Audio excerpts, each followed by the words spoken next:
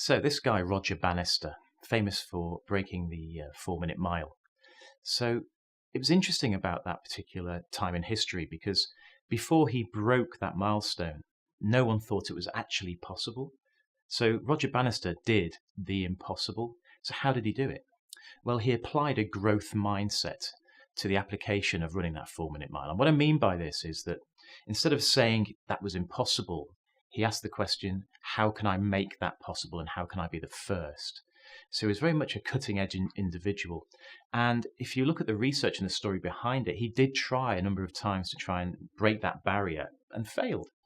But that's okay for someone like Roger Bannister because what he will do from that is learn, and that's the key to a growth mindset, is the ability to use the brain as a piece of plastic and improve on what's gone before and ask those really important questions that allow you to improve and grow.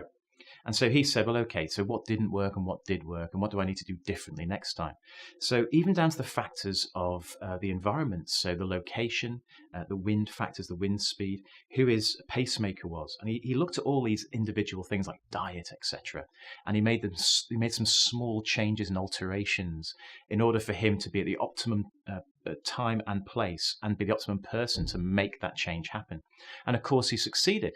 It all came together, and his growth mindset allowed that to happen. And of course, the most important thing about that mindset that Roger Bannister had is that immediately after he broke that barrier, that 4 minute mile, a number of other people within that year broke the same record.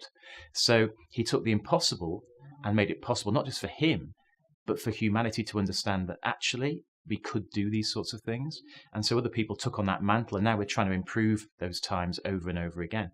And you can do the same thing in business. You know, a fixed mindset is talking about identity, and it says, this is who I am, and I'm innately clever, and I'm innately great, and I can't really improve on that. It's who I am. I was born that way.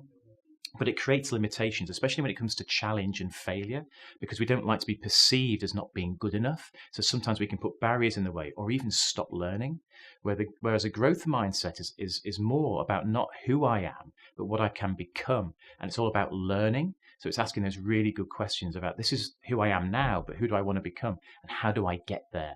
And so it's questions such as what's important to me about getting there? What can I do today that can make a massive difference? What do I need to learn and what do I need to adapt and evolve as? And who can help me and who can support me on that journey?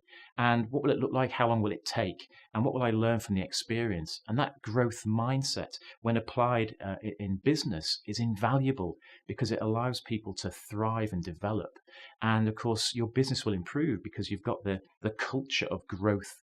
And that's something that we can all do with